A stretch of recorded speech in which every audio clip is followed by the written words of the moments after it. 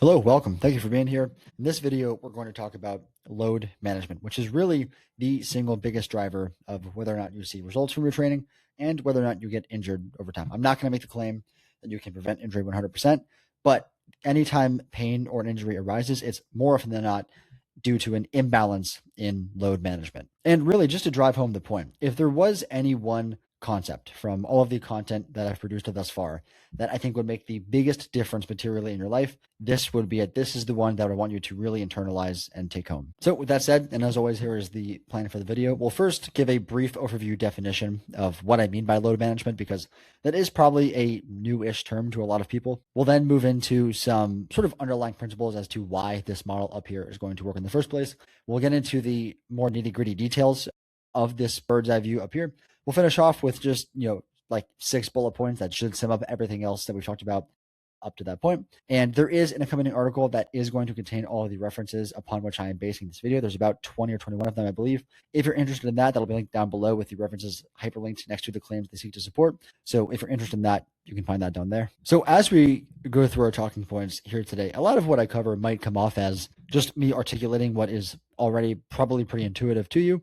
But a lot of the finer details as we go through all this stuff is what's going to make the biggest difference in your training. And there are two sort of key principles to the idea of load management.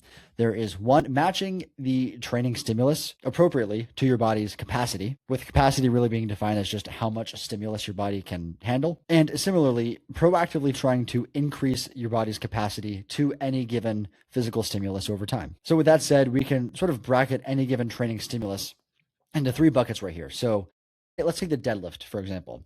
If you were to pick up a broom off the floor, that is essentially a deadlift. You're probably not using a super formal deadlift technique, but it is still a deadlift for all intents and purposes. That would be a deadlift stimulus that is going to be too little to really stress your body at all or cause any beneficial adaptation to occur. There's another dose of deadlifting, let's say, and let's define that as deadlifting 1 to 2 times per week at a 7 to 8-ish out of 10 effort level. At that dose, presumably there's other training in the week also, but at that dose of deadlifting, you have very little risk of injury that is likely to be present and a very high likelihood of adaptation that is going to occur from that type of training. And then finally, if you were, let's say maximum effort deadlifting 3 times per week, that for most people is going to be a little too much, may cause beneficial adaptation with, in this context, being defined as increased muscle mass and strength, but also is going to be accompanied by a notable increased risk of injury. So from these sort of, bird's eye viewpoints, there's 2 points I want to make before we move on to some of the more nitty gritty details. One, both too little and too much of a stimulus can be harmful. Too much is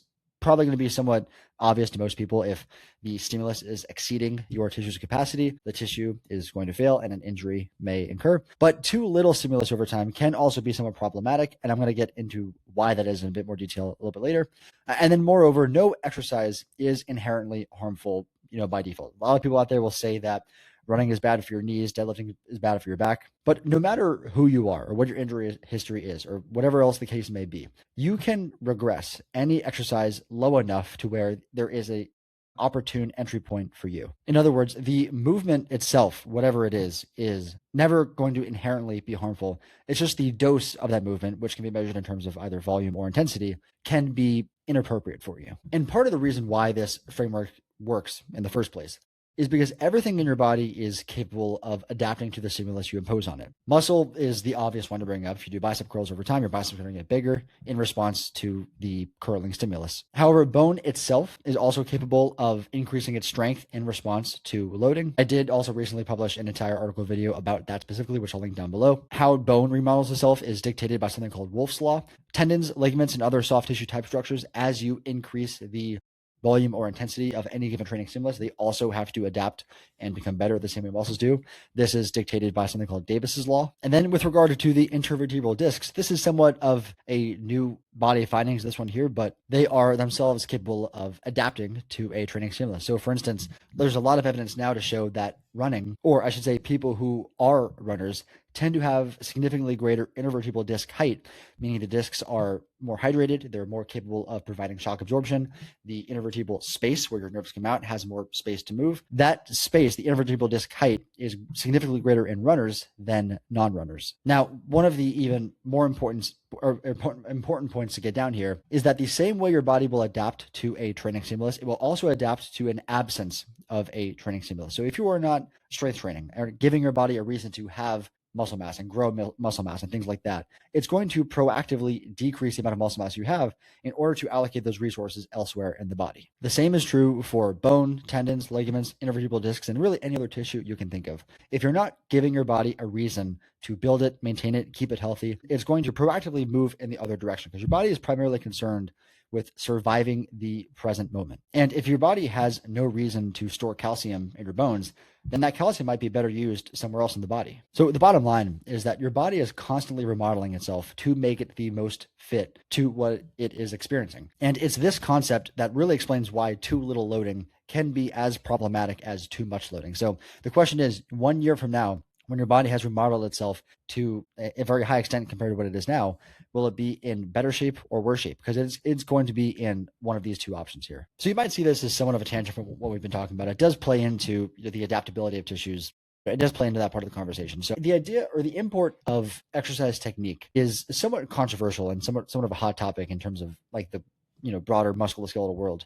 But the truth is that there's not much good evidence to really support a focus on any one technique, really definitively reducing risk of injury across the board. So a couple examples of that is that lumbar flexion, or the idea of your spine bending as you are performing a lifting activity such as a deadlift or picking up a box or anything similar, in humans in vivo has failed to be associated with low back pain. In other words, whether or not someone performs a lifting technique with a neutral spine or a bent spine does not reliably predict whether or not they will experience low back pain over time. Your knees caving in during a squat or during running in sport does not reliably predict whether or not a person will experience an ACL injury. And when you look at workplaces that try to implement safe lifting techniques in education and the employees actually follow through with this education, the prevalence of work-related injuries does not change in response to that. And the reason why is that your body can adapt to whatever technique it is that you're using for a given task. What matters is the dose of the technique. That's true of any technique you could use, whether it's colloquially termed good or bad. So when we talk about load, it's not just what your body is physically being required to do. That's part of it. That would be the external load. Well, there's an external load and an internal load here. External load is really the training stimulus that you are imposing on your body or whatever physical demand your body is doing. Internal load is basically how stressed your body is at baseline. And we're going to go into a bit more detail of each of these in just a second here. But the point I want to drive home with this slide is that when we talk about balancing load with your body's capacity, it is not just the external load, it is the total load, which is the combination of the external load, exercise, and the internal load, meaning how stressed your body is at baseline. Practically, what that means is the higher your internal load, the less external load, the less exercise in terms of intensity or volume your body can handle without exceeding its capacity. So one of the ways you can sort of objectively measure how stressful to your body any given mode of exercise is by how long it takes your body to achieve full recovery from that exercise. In other words, in a mode of exercise that requires more time in order to achieve a full recovery from is by definition more intense, more stressful to the body than one that requires less time. And to save you time, I won't just read through this list. It's obviously not an exhaustive list, but just gives you a couple examples of stuff you're probably doing right now. But these timelines have implications for how you set up a given training week, because when you're measuring the impact of any given external load onto your body and how stressful it is, you shouldn't look at it at just that individual session, but at the week overall, the cumulative external load over time. And now these timelines don't mean that you can do nothing else after until, like, if you do a sprint session today, you don't have to wait 3 days until you do anything else. You can very easily program a short run at a truly easy pace the day before or after a sprint session and be totally fine. These timelines more so refer to when any given tissue should be trained intensely again. So if you were to strength train your legs today, you probably shouldn't sprint tomorrow. And now those timelines that I gave you there's a very specific paper I sourced this from, which can be, again, found down below.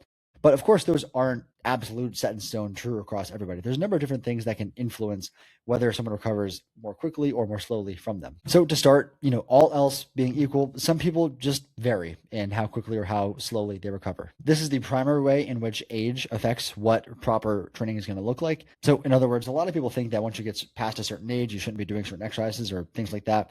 And that's not the case. The real way that your training should change as you get older is just with the understanding that your ability to recover is going to decrease over time. In other words, your ability to exceed your capacity is going to become easier. So you have to set up a program in which the dosages are correct. But again, that's the same thing we've been talking about this whole time. Obviously, how much of any of those types of training you do is going to affect how long it takes you to recover. 2 sets of squats is going to be much easier to recover from than 6 sets of squats. And then finally, the ability to recover is itself something that can be trained up with certain specific training principles. One of those being the idea that, and this is somewhat a bit more theoretical, but a lot of people will sort of accept this as true, is that the process of recovery itself is an aerobic process. So the higher that your aerobic fitness is, or your cardiovascular fitness is, the better your body theoretically is going to be at recovering. And then similarly, the more used to your body gets to a given training system, the better it can get at recovering to that training. So in other words, if you have a given training week that you're following week over week and you're not changing up your workouts every week, your ability to recover from that training week will increase with each week that you perform that. You'll be able to train harder with faster recovery. And that's really the main reason why you'll hear a lot of people say that you shouldn't change up your workouts or change up your exercises every session, because then your body can never really figure out how to recover from it. And you can never really push yourself to the extent that you should be able to with good recovery. And with all that said, that might call into question what the real value, if any at all, is of those timelines that I gave you. And to that, I would say that those are your starting points. And once you identify what is more appropriate for you, you can adjust them up and down as you see fit. And then finally, the last part to cover about external load is how you progress that over time. Because thus far, all we really talked about is how to set up a given training session, training week, something like that. And the idea here is really not too dissimilar from what we talked about thus far. You want to progress at a rate that is not too quickly and not too little. You want to progress at a rate that stresses your body, but not at an excessive rate. So for instance, there's no real variable about running technique that reliably predicts whether or not you're going to experience a running related injury. But how quickly you progress your running can very reliably predict running injury. So for instance, there's a paper published a couple months ago, I believe at this point, that found that the strongest predictor of someone experiencing a running related injury was if any single run exceeded 10% of their longest run within the last 30 days. And similar to that, there's this idea that's been developed called the acute to chronic workload ratio. And really this is its whole rabbit hole in itself. But basically what this seeks to do is compare any single training stimulus to the past 28 days or past 30 days, depending on what paper you look at, to your past month's worth of training. And typically what you do is you take the average of the previous 7 days versus the average of the last 28 days, and you compare those two. And how you get these numbers really depends on what your specific training looks like, because obviously running versus strength training is going to be very different with how you measure this. But the main point here is that going too fast or too slow can both be problematic. And then as a final example of why insufficient training stimulus can also be problematic is when you look at sedentary populations. So people who are sedentary tend to experience greater rates of musculoskeletal pain and injury than those who are recreationally active. So for instance, people who would classify themselves as recreational runners tend to have like 1/3 the prevalence of osteoarthritis compared to sedentary people. And part of the reason is that if you are not giving your body a reason through training to increase its capacity to any physical stimulus, it's going to proactively decrease its capacity so that resource can be allocated elsewhere. And the result is that you just become somewhat vulnerable and degenerate at a much faster rate than you deserve to. So moving on, like we said, internal load is the other side of the equation that dictates the total load or the total stimulus,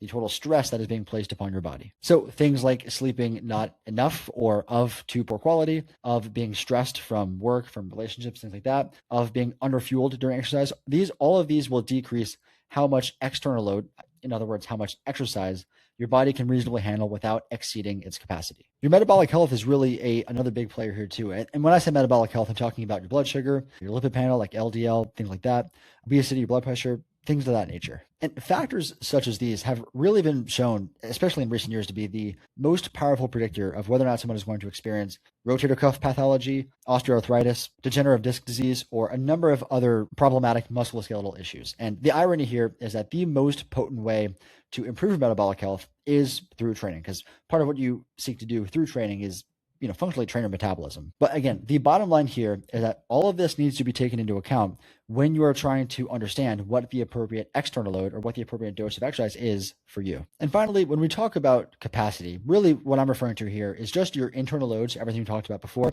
how stressed you are from things like sleep, stress, metabolic health, etc., plus what your current fitness level is. So the more fit you become, the higher your capacity is. Very obvious example would be if you imagine two people trying to deadlift 225 pounds, one of which has never deadlifted before, the other of which can deadlift 315 pounds, let's say. Obviously, the risk of injury and what kind of stimulus that is to those two people is going to be very different.